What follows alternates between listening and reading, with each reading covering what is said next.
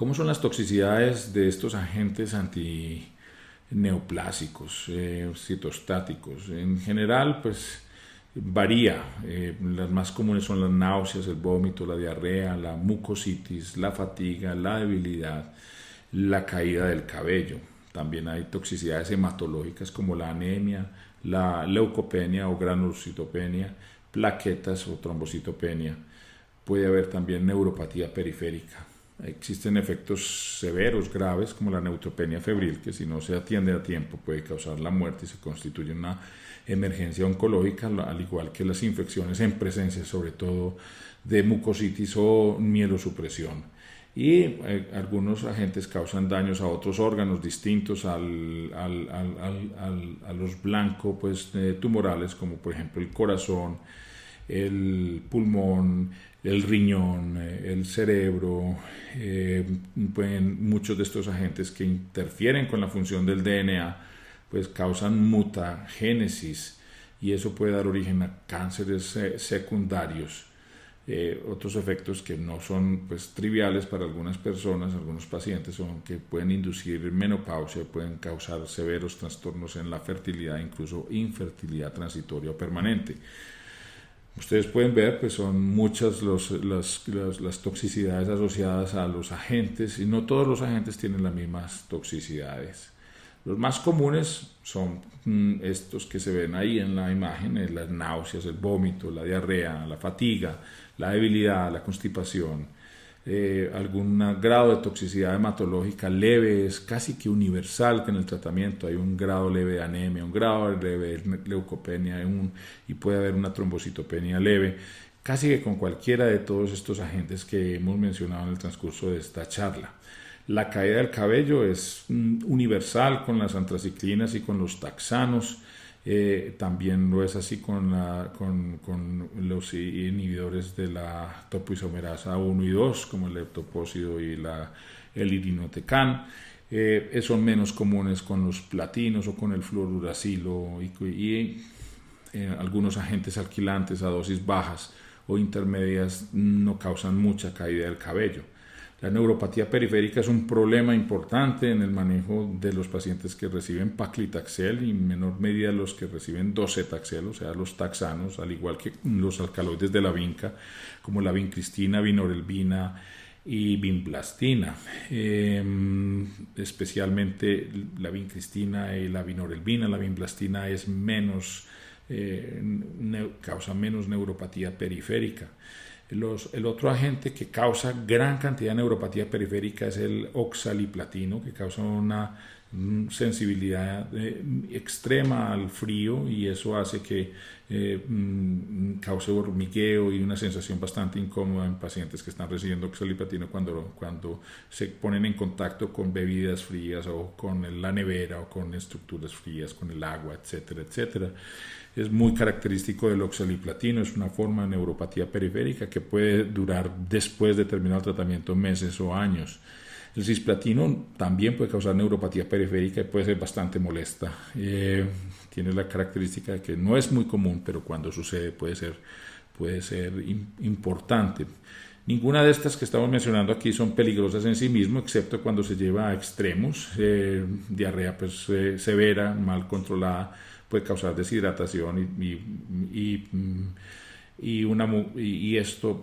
pero en general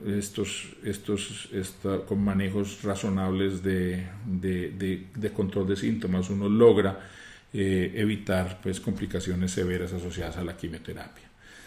La neutropenia febril y la infección sí son complicaciones severas que pueden ocurrir con cualquiera de estos agentes, tal vez con la excepción del cisplatino y yo diría que pronto el oxaliplatino. Todos los otros citotóxicos que nosotros mencionamos en el transcurso de esta presentación pueden generar gran cantidad de disminución de los recuentos de granulocitos que pueden dar origen a neutropenia febril. El cisplatino también lo puede hacer, pero es bastante raro que lo haga y el oxaliplatino no es muy común que haga neutropenia febril. Cuando hay neutropenia febril puede haber riesgo de infecciones y por supuesto cuando hay riesgo de neutropenia febril y de infecciones pues el paciente está a la merced de lo que nosotros hagamos por él, y por eso se considera una complicación potencialmente severa. Las toxicidades más graves de la quimioterapia son, pues ya lo vimos, neutropenia febril y lesión de daños de órganos blancos, ¿cierto? El cisplatino, así puede que no cause mucha mielosupresión, pero puede causar severo daño al riñón, y hay que ser cautelosísimo en el uso del cisplatino en pacientes con factores de riesgo para daño renal, y claramente debe ser evitado en pacientes con nefropatía sustancial. Esto es un metal pesado que como se puede depositar en los túbulos renales y causar daño irreversible del riñón, y es extraordinariamente importante tener eso siempre presente. Las antraciclinas, especialmente la doxorubicina, tienen un alto potencial de daño al corazón, y la cardiotoxicidad por antraciclinas puede ser irreversible, y eso es algo que debe ser tenido en cuenta. Casi siempre se recomienda una evaluación de la función cardíaca antes de iniciar tratamiento con las antraciclinas. Y cuando se va a dar tratamiento con antraciclinas como doxorubicina, se debe ser inmensamente cauteloso con la monitorización del corazón y evitar drogas cardiotóxicas. Por ejemplo, una droga que es muy útil en cáncer de mama, en ciertos tipos de cáncer de mama, que es el trastuzumab, que también es cardiotóxico, no debe ser combinado en el mismo momento con la doxorubicina, y debe ser espaciado su tratamiento. Usualmente lo que se recomienda es que se dé en una fase del tratamiento las antraciclinas y en otra fase completamente distinta el trastuzumab. Las toxicidades pulmonares son muy características de varios de estos agentes, pero tal vez el más común es la bleomicina, que puede causar fibrosis pulmonar y puede causar nódulos pulmonares, de nuevo por la liberación de radicales libres, y ustedes saben que el pulmón está pues claramente comprometido con inmenso contacto con el oxígeno, que liberar grandes cantidades de radicales libres. Y finalmente, pues muchos de estos agentes son mutagénicos, especialmente los agentes alquilantes y las antraciclinas y las epipodofilotoxinas, que generan rupturas del DNA o intercalación, daño de enlaces covalentes que pueden causar mutaciones y mutagénesis, pueden dar origen a los años en cánceres secundarios. Estos tumores son frecuentemente leucemias y son relativamente raros, ocurren pues más o menos en uno en 2000, uno en 3000 pacientes tratados, pero tienen características moleculares muy específicas que indican que efectivamente son causados por este tipo de alteraciones en el DNA por las drogas. O sea que hay el riesgo de cánceres secundarios, usualmente ocurren varios años después de la administración del tratamiento inicial, o sea unos 5 años a 10 es como la ventana donde más frecuentemente ocurren estos cánceres secundarios, que son bastante, llamémoslo así, delicados, y son esencialmente las antraciclinas y el etopósido, los DOSA y las ciclofosfamidas hasta cierto punto, pero en menor cantidad, son los culpables más comunes y más comúnmente involucrados en este tipo de complicación, que es afortunadamente bastante rara. Entonces vamos a mirar algunas toxicidades pues, comunes a los diferentes agentes. Miremos las antraciclinas, ya vimos, son agentes que causan muchas náuseas y vómito, pueden causar también mucositis importante, causan caída de cabello y también tienen toxicidades hematológicas importantes, o sea, causan como todas las características de los agentes antineoplásicos. Estas drogas son rojas, entonces cuando uno habla de la quimioterapia roja en el argot oncológico se refiere a antraciclinas. El ejemplo clásico es la doxorubicina. También puede inducir menopausia precoz y puede causar infertilidad transitoria. La caída del cabello es universal, recuerden, es transitoria. Como efectos raros y graves está pues, la posibilidad de hacer neutropenia febril e infección, el daño al corazón que ya habíamos mencionado y los cánceres secundarios que ya habíamos mencionado. Estos últimos, tanto el daño al corazón como los cánceres secundarios, son comparativamente raros. El paclitaxel y en general pues varios de los taxanos pueden causar un poquito de debilidad, son causan también alopecia y pueden causar un poquito de leucopenia, pero no causan estas otras toxicidades gastrointestinales como el náuseas, el vómito, la diarrea, la mucositis. No es común que eso suceda. Y como efecto aburridor y que requiere monitorización continua, se requiere neuropatía periférica, que puede ser acumulativa. Ocasionalmente causa neutropenia febril e infección, aunque no es lo más común. Es importante con el paclitaxel saber que también puede haber un efecto raro, grave, pero que es usualmente prevenible, que son reacciones durante la infusión, que pueden incluso simular una reacción anafiláctica. Por eso debe ser administrado en centros con entrenamiento en su administración. El cisplatino causa todas estas toxicidades importantes como gastrointestinales. Esencialmente es la droga más emetogénica que se usa normalmente, causan severas náuseas y vómito, y hay que poner mucha atención a la premedicación exquisita para poder minimizar esto, porque recuerden que como tiene su toxicidad pues en los líquidos y electrolitos y renal, pues no nos podemos dar el lujo de tener demasiado vómito con el cisplatino porque se nos deshidrata el paciente. También puede causar otros daños como menopausia, inducir menopausia, infertilidad, puede causar debilidad y fatiga. Y como efecto no muy común, pero cuando sucede molesto, la neuropatía periférica. También puede causar toxicidad en los oídos con acúfenos y disminución de la agudeza auditiva, y puede causar trastornos hidroelectrolíticos por pérdida renal de potasio y magnesio con hipocalemia e hipomagnesemia.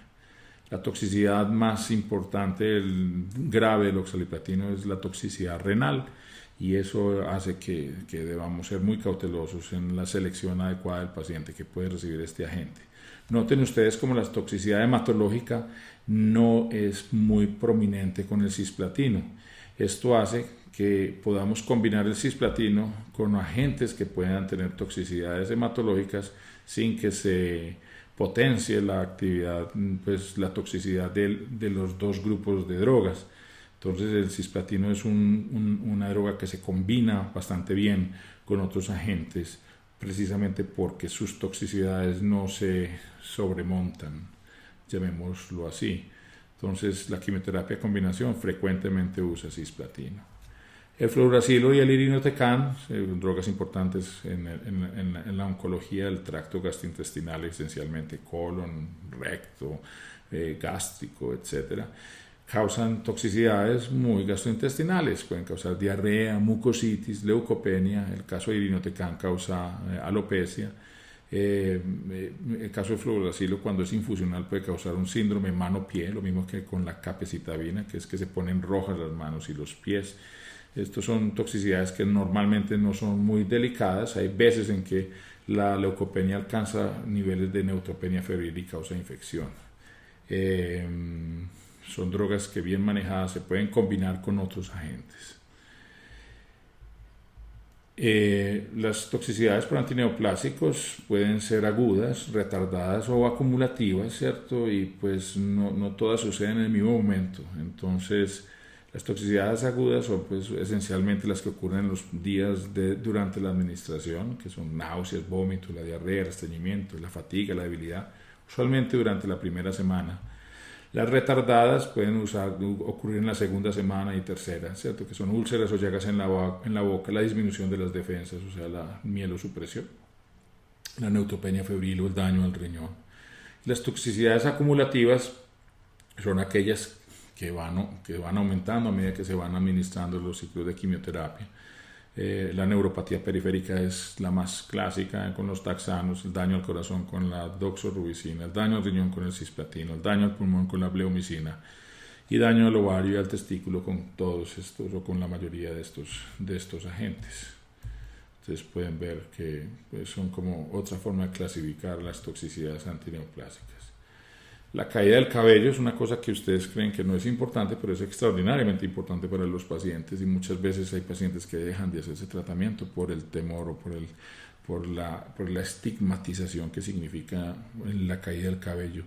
ese cambio en la imagen corporal no es aceptable para algunos. O sea que es importante que ustedes sepan muy bien cuando hablen con los pacientes cuáles son aquellos agentes que pueden causar caída del cabello en forma por lo menos predecible. Las antraciclinas son pues las clásicas, las drogas rojas, la doxorubicina, la epirubicina causan caída del cabello. Los taxanos en forma bastante predecible, el paclitaxel, el docetaxel, el cabazitaxel causan caída del cabello. El etopósido, el irinotecan, la ixabepilona, que es una especie de taxano, pero no lo es una epotilona que tiene el mismo mecanismo de acción antimitótico. Y las altas dosis de agentes alquilantes como la ciclofosfamida, todos causan caída predecible del cabello, es reversible, pero puede ocurrir.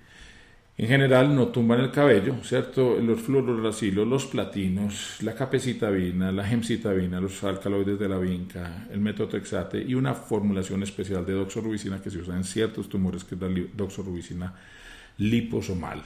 Hay caída significativa del cabello en estos segundos grupos, pues como en menos del 5%, ocasionalmente se cae el cabello. Hay que avisar al paciente que eso puede ocurrir porque si uno dice que no le cae el cabello y se le cae, los pacientes no van a estar agradecidos.